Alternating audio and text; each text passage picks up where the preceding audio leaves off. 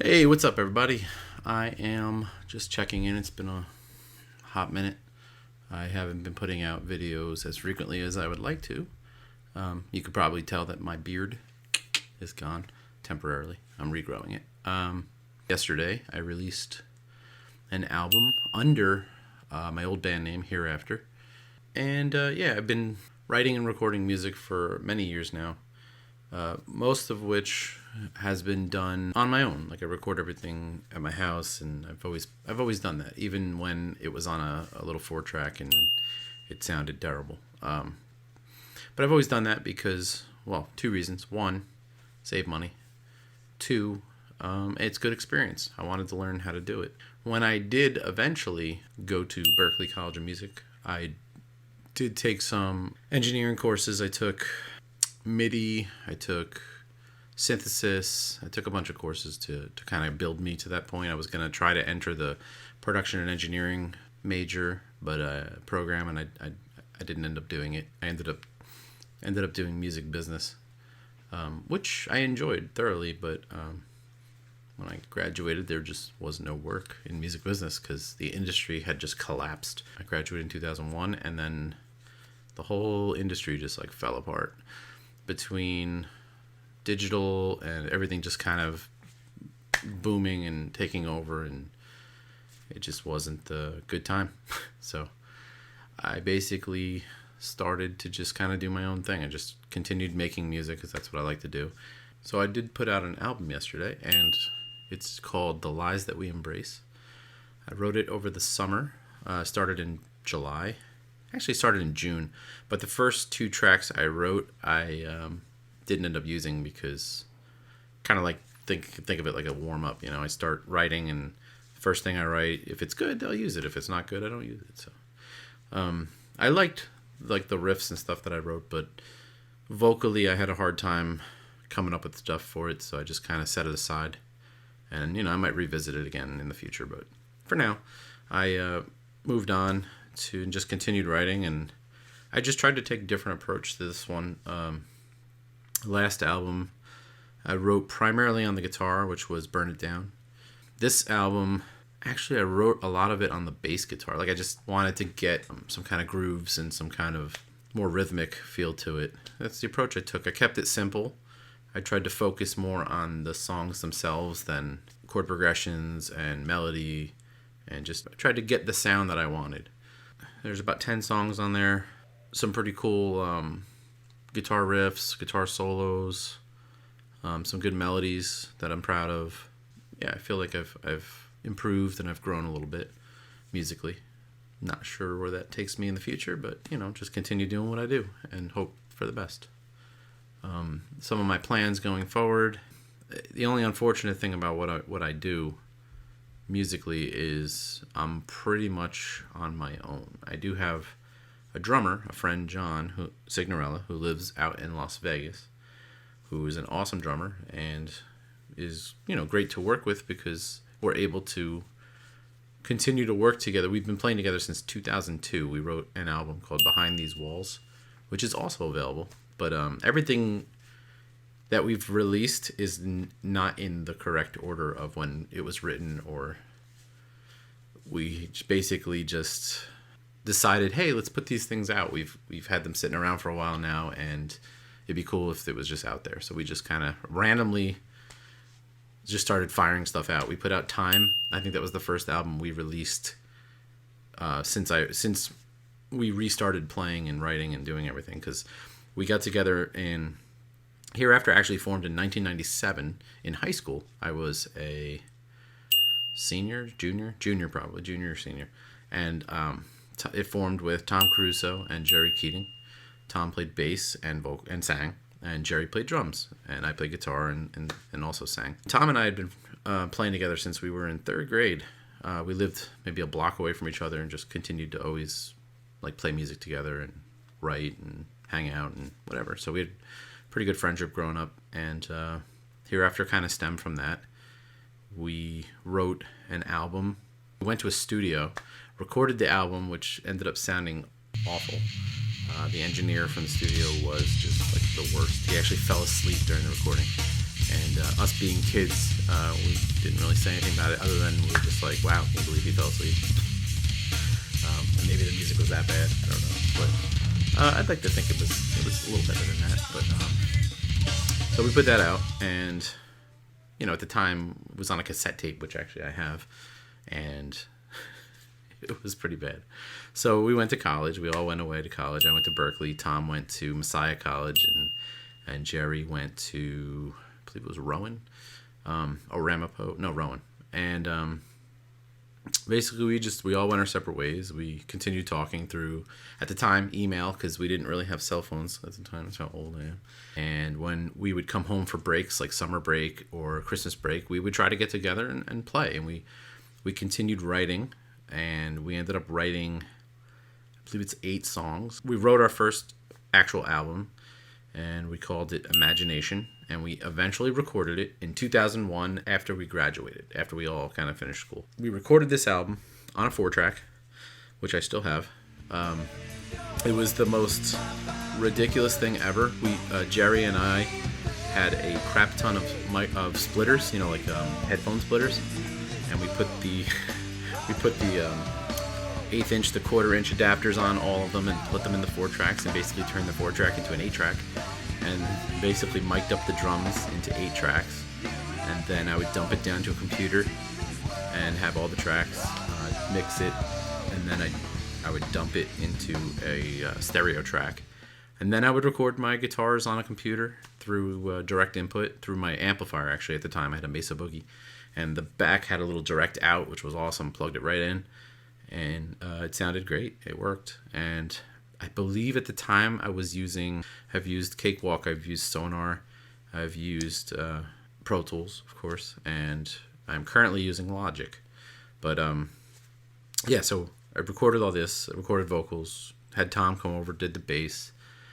Tom did his vocals. And at that time period, like, there were certain songs Tom sang, and then there were certain songs I sang, and we would harmonize with each other. And we actually went out and we played. We did a bunch of shows. It was a lot of fun that summer. And then everybody just kind of, again, went their separate ways. And Jerry decided he wanted to take a break, and Tom decided that he wanted to do something else. So he kind of moved on to doing some other kind of music, which was cool. And I actually ended up playing with him again in his other project, which was a lot of fun. And I ended up with a good friend of mine, Mike Padron. We ended up putting out an ad for a drummer in the Aquarian magazine, which I don't think it exists anymore. We got a response from John Signorella, who lived in North Jersey. We live in, we always say Central Jersey, but we're probably more South Jersey. And John was like the most charismatic. He's like your typical go-getter. Great talker, great salesman, and he had the chops to prove it. So right away we were kind of sold with him because of his attitude, his everything. He was gung-ho. He was all about it. He learned the songs. We played. It was great. It was at the time me and John, and we had no bass player. So we ended up finding a bass player. His name was Chris Erbst, and Chris was an awesome bass player. Quiet guy, but great player. And Chris also learned the songs, no issue. Chris did not sing though, so it was just me, John, and Chris. And at the time, I thought, you know what, since we're kind of taking a different approach, why don't I have my friend Mike, who can sing, sing? So I asked Mike if he wanted to sing, and Mike was excited, and Mike joined the band. It was myself, Mike Padron, John Signorella, and Chris Erbst. And we would practice in Chris's garage, which was half the distance between my house and John's house. It definitely wasn't half the distance. It was probably like 1/4 of the way for me and 3/4 of the way for John. But Chris lived in the middle-ish area, and we started playing in his garage because it was free, aside from the gas and tolls. And we wrote behind these walls together. I would come with a riff, and John would have like a little drum thing he would just kind of do. We wrote the whole thing together, and then we also recorded it on the 4-track, which, sad to say, sounded terrible. But it was what we had, and it was a way that we could record the music and have a copy of it. And now, we have it forever. So it was our way of, keeping it.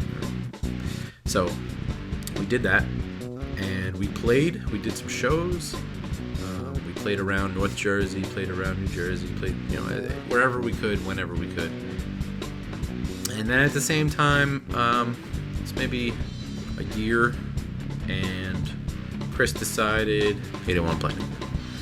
And John said, all right, well, I guess we just stopped talking. It just happens, There's no reason. We didn't have a fight, nothing like that. We were good friends. I just got an email from Chris one day, and he was just like, yeah, I think I'm going to focus more on my work. He was a computer tech guy, great guy, awesome job he had too. And that's what he did. He focused on his work. He became pretty successful with it. And John and I just kind of went a little quiet. And I focused on my family. Because at the time, my wife had become pregnant, and we focused on the family. And we did that for a couple of years. And then 2005, I was driving home from work. I had these thoughts about, I really wanted to write a song, an epic, a big piece, a lot like Change of Seasons from Dream Theater, or there's a bunch of other ones. Symphony X had a really awesome The Divine Winds of Tragedy. Really cool, epic, long song, 2112, things like that. And I wanted to do one. I never did that before. We always considered ourselves a progressive rock band, even though we kind of aren't a progressive rock band. We're, as Jerry once so adequately put it, we're not as progressive as we think we are, which I thought was hilarious because he's right. We weren't, but we enjoy that music. That's the type of music we enjoy, and we wanted to pay homage to it somehow. So I wanted to write this piece. So I began working on it, and it was maybe about a month. It took me about a month to write it. I had a 7-string I had purchased in 2001, and I was like, this is a good opportunity to make good use of it. And you can definitely hear a lot of my influences on there. There's a little bit of Change of Seasons, of course. There is a little bit of The Police, which was kind of cool. There's a little bit of everything. And then, I put this song together, and I just thought to myself, I should just do this as an album. So I just continued writing. I wrote, I believe it was 4 more songs. And I wrote an album called The Beginning of the End. And the first song I wrote after the 20-minute epic. The first song I actually wrote was after watching, I think it was a Rush live concert, R40 or one of those. I felt inspired, and I was like, I'm going to write some music. So I sat down and I started writing, and I came up with a song, and I ended up calling it Another Way Out. Has a Rush feel to it, naturally, since I was inspired by that. And wrote that one, wrote a song called Found, which I took my inspiration from a band I had just started listening to at the time called Pain of Salvation, another great progressive rock band. And then I also wrote a couple other tracks.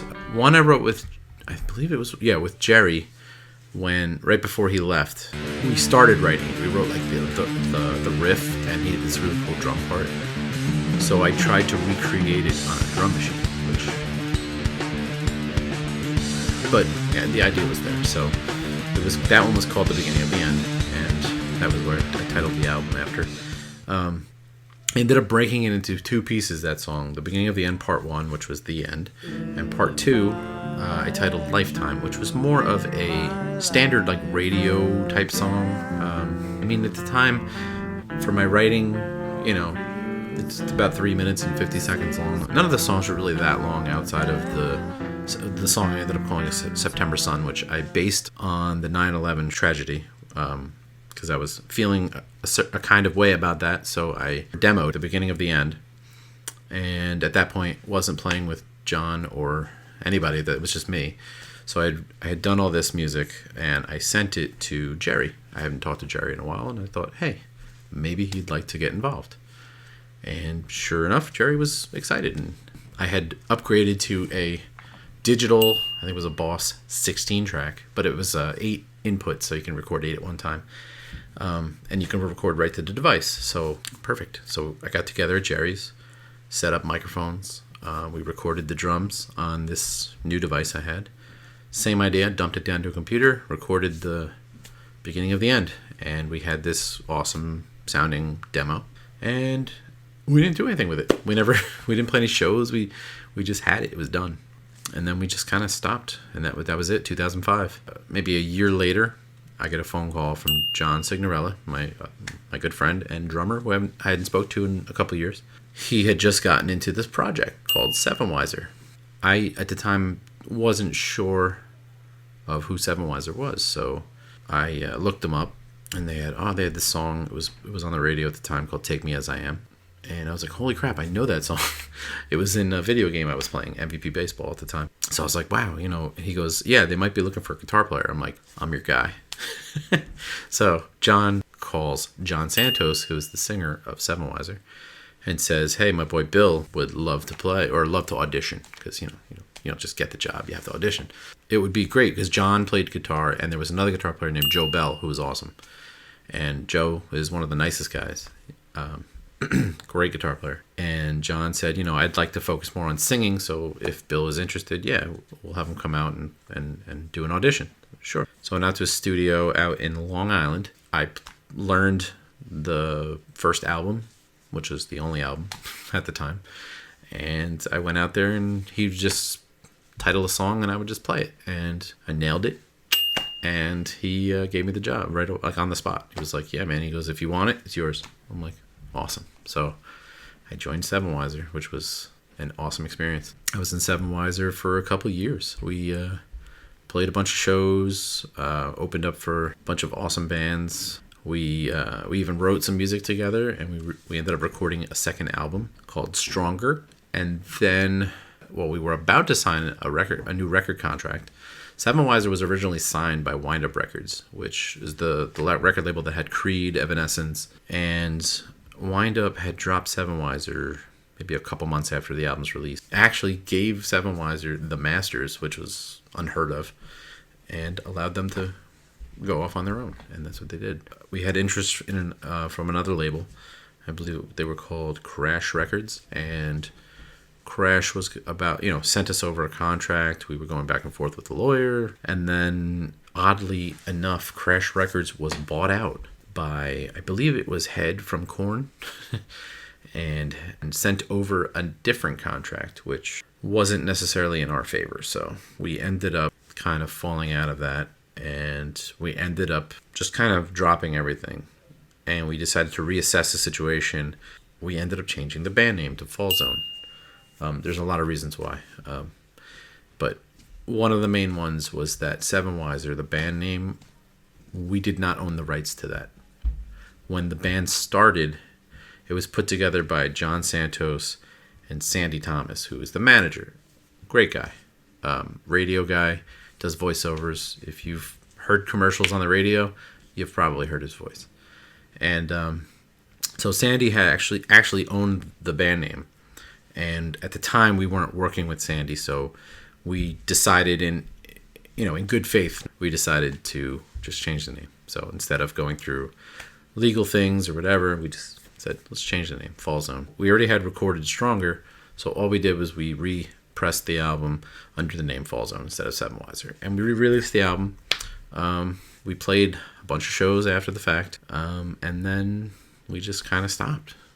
This is what it's apparently the story of my life. We get into a band, get into music, and then just stop playing. It's over. In about 2016, I started putting together a new recording setup. I bought a new audio interface. I started getting more interested in recording again. So the first thing I did was I had a much nicer, cleaner sound. Everything sounded great.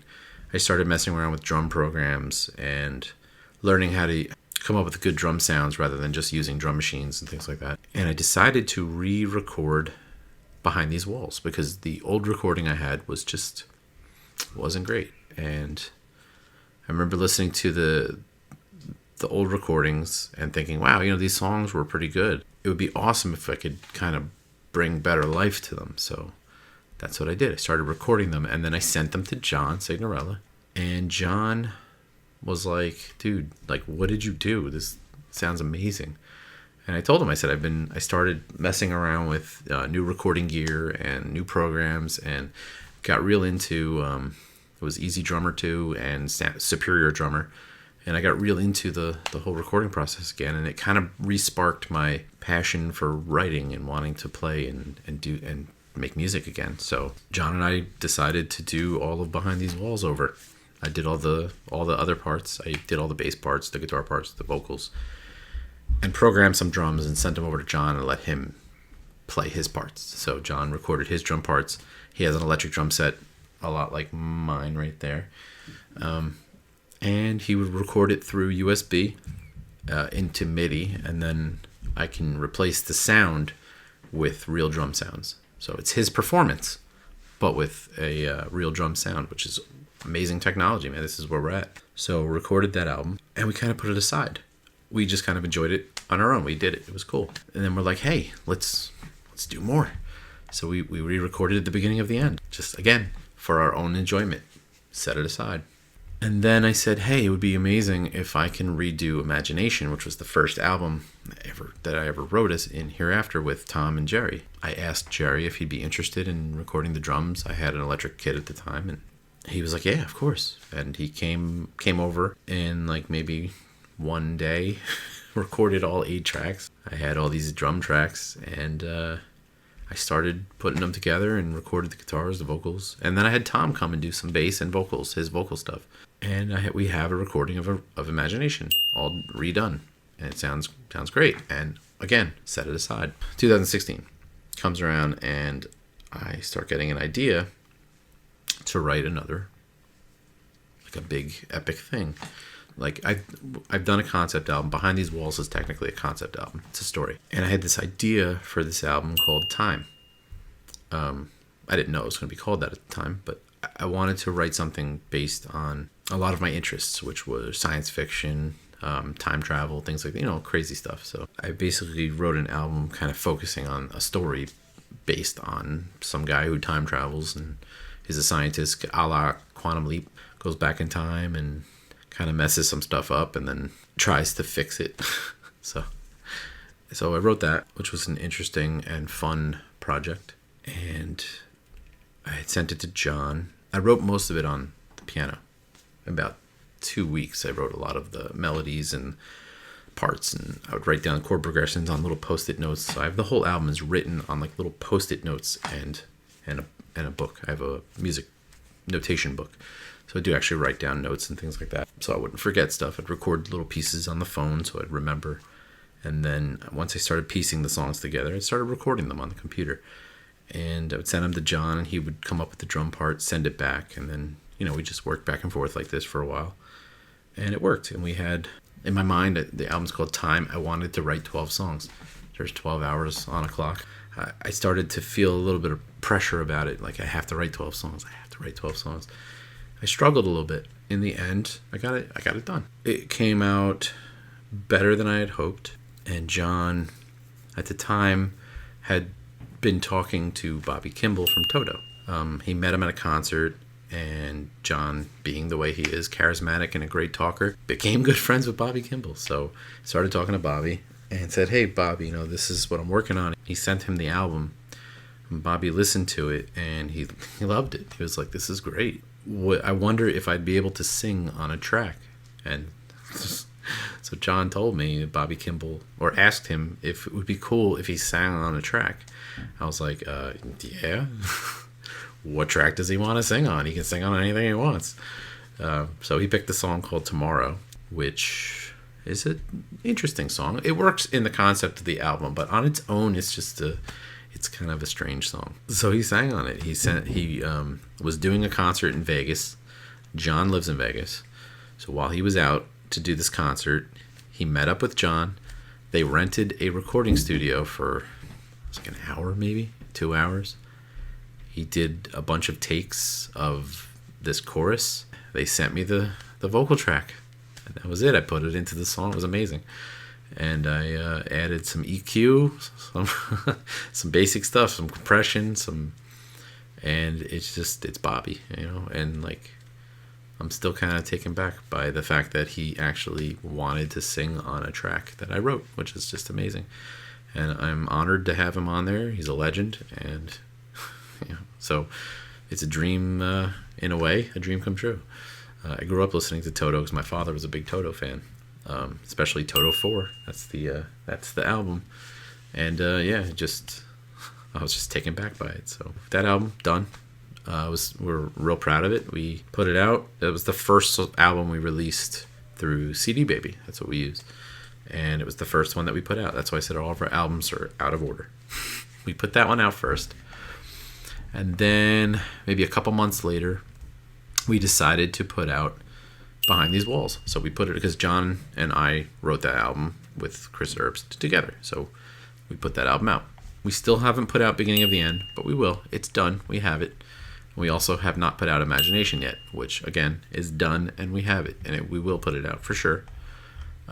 But that one, like I said, Jerry recorded his drum parts. Tom did his bass parts. So that will come out eventually. A year later, 2017, I write an album called Burn It Down. I started writing heavy riffs, heavy stuff. It was a little different. Like, it was a little heavier than Time was. Time had a song called Runaway on it, which was pretty heavy. And Burn It Down kind of went into that direction. First two songs are just heavy, very heavy. Third song, more melodic. I went more with melody. I did some keyboard stuff. The fourth song, Tom and I wrote together. Tom came over. He was like, "Hey, want to write?" I'm like, "Yeah, sure." We haven't played in a while. We started writing we wrote the main riff. He left. I finished my part of the song. I sent it to him. Next time he comes back, he has a whole vocal part written over the chorus. I wrote a vocal part over the chorus too. We didn't tell each other. And then I show him my part. He goes, "That's amazing. Here's my part." And then he sang it on top of my part, and it worked perfectly. It was like we meant to do it. It was perfect. So so that worked out awesome. The song Memoirs, I wrote a long time ago. I had it kind of laying around, never finished it, and I kind of liked it, but after completing it, I was kind of happy to have it out into the world. This Life is like an homage to how growing up I always wanted to be a rock star, and reality is not a rock star. But hey, I got to do some cool musical stuff, and I'm still proud of everything I've done, and I'm still proud of the stuff that I am doing now. So we wrote a song called Compromise with Tom. That one was very different. It was kind of like I don't say emo, but like a pop punk kind of feel to it, but it doesn't sound pop punk, but that's my style. I don't write in that style, but we kind of wrote it on acoustic, and then I transferred it over to electric, and that's the song. Song Desire I wrote a long time ago. Avenged, that was a newer one. My World for Walter. I had a good friend growing up, lived down the street from me on the same block. His name was John, and he had a brother named Walter. Walter was his little brother. John and I used to play hockey. We'd play in the street. We'd play almost every day outside, and then we joined some league at the roller rink. It was roller hockey. And John played, and whenever John came, Walter came, because Walter was his little brother. John's playing, Walter's got to play, which was cool. Walter was a cool kid. And we played hockey together. And, we were good friends growing up because he lived down the street from me. So as I'm writing this album, I find out that Walter had passed away. So I wrote My World for Walter. Walter was a Marine and had gone to war, had fought. When he came back, he was suffering from PTSD. Ended up taking his life. I wrote that song for him. And any other soldier that suffers from PTSD, that's what that song is about. My World, about what the soldiers go through when they come home. I did a lot of research on it, talked to some people, so that's a tough one because of Walt, because of my friend. But then I wrote a song called Alive, which has a happy sound to it, and lyrically has an opposite feel to it, lyrically, than it does what you actually hear. You hear like a happy, like a upbeat. You hear like it sounds upbeat. It's happy. It's fast. It's energetic. And then the lyrics are all about somebody kind of screwing you over. But you're grateful because in your face I'm still alive. Be happy because you're still here. And then I did an acoustic version of it. So that was that album. That was 2017. Put that one out. Then I moved. Started setting up this studio that you can see here, which is in the basement of my house. Yeah, and then this past summer, I decided to start writing again, and I wrote The Lies That We Embrace. So 'Tis the story of Hereafter. I wrote that album pretty much on bass guitar and guitar, and then the last track I wrote on piano. The last track is actually the first song I wrote, or third song I wrote for the album. No, actually, it was the first song I wrote. And then after that, I started writing some stuff on guitar. And then those two songs were okay, but I never did anything with them. I just continued to write. And the other songs came together a lot smoother and a lot quicker, and I ended up using those songs. So I have that piano track is the last one, and the rest of it is pretty rocking. I have one instrumental on there called Deception Theory. I had some fun. I mean, this summer I wrote it in about a month and a half. Every other day I would put out a song. I would write a song. I ended up writing probably around 20 songs. 10 I felt were the strongest ones for the album. That's what I did, and I put it out yesterday. If you get a chance to check it out, it's on Hereafter Music on YouTube. It's on Spotify under Hereafter. It's on Apple Music, Amazon, all the digital stuff. So if you get to check it out, check it out. All right, and let me know what you think if you do check it out. Thanks for watching, and take care.